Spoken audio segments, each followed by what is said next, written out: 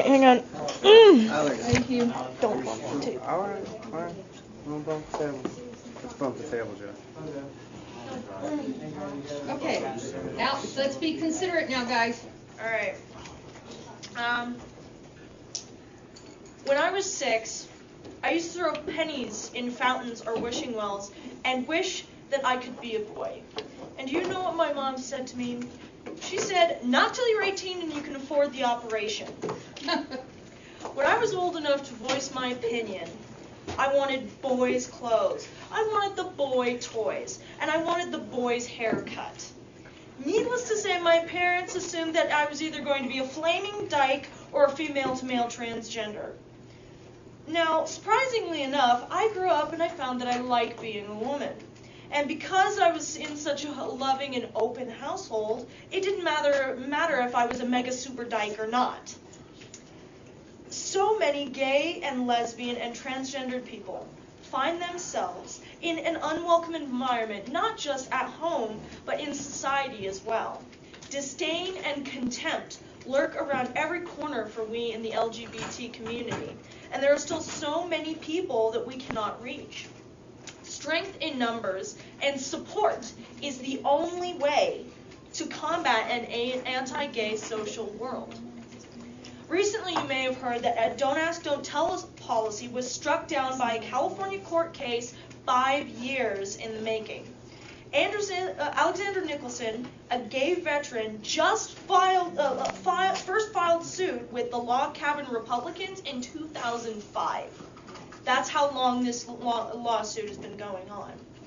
In September of this year, U.S. District Court Judge Virginia A. Phillips found the policy unconstitutional. Steps toward equality are being made every single day. However, we are far from being truly accepted.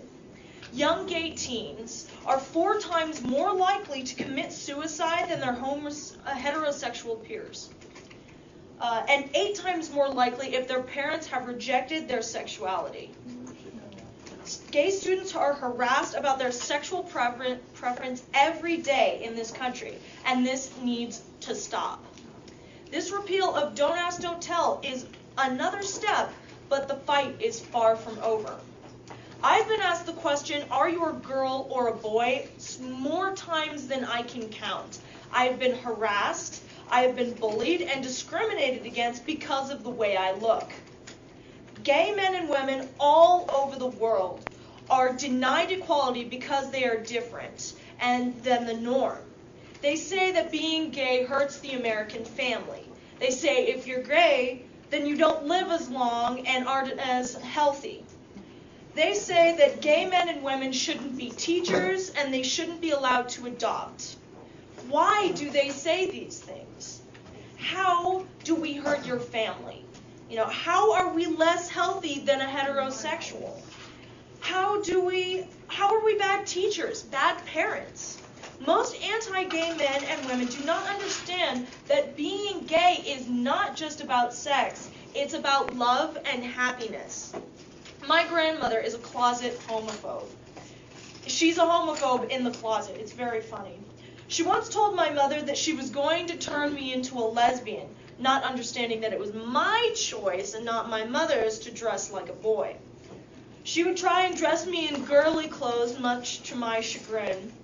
I did not fully understand the depth of her fear until later in life. I was 17, and my 7-year-old cousin was staying with my grandparents for the summer. "Alex, could I marry a boy someday?" she asked me. I responded in this fashion. "If you fall in love with him, Eva, then yes, you might." We walked in silence until she broke it with another question. "Could I marry a girl if I wanted to?" This question was obviously hard to answer, for I had no idea if her parents allowed talk of gay marriage or gay anything in front of their daughter. Yet I knew that if she had asked the question, then she must have some knowledge of the subject, so I answered in this fashion. "Well," I said tentatively, "yes, but only if you love them. You might not love girls, you might love boys, it just depends on who you love." Obviously, this answer was not sufficient for my grandmother, who flipped out on me. She told me that I was encouraging gay behavior in my cousin, to which I said that if she grew up gay, how would she feel if she grew up, her entire family telling her that it was wrong? Needless to say, my grandmother and I have never got along on the subject. Her rational fear of gay men and women is what's keeping this country from moving forward into an age of sexual equality. You know, I never wanted to be different. As long as I can remember, all I have wanted is to fit in. I don't like the pain and suffering that comes with being different.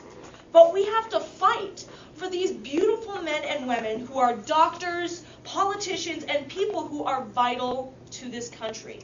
If we do not stand up for their rights, why should they stand up for ours?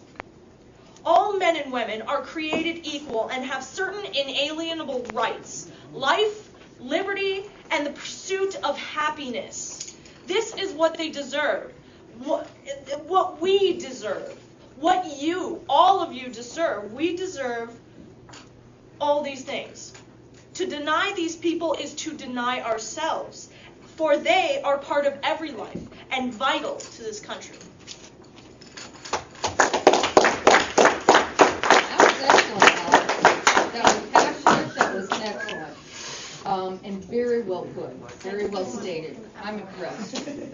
Okay, guys, who's going next? That's a hard act to follow.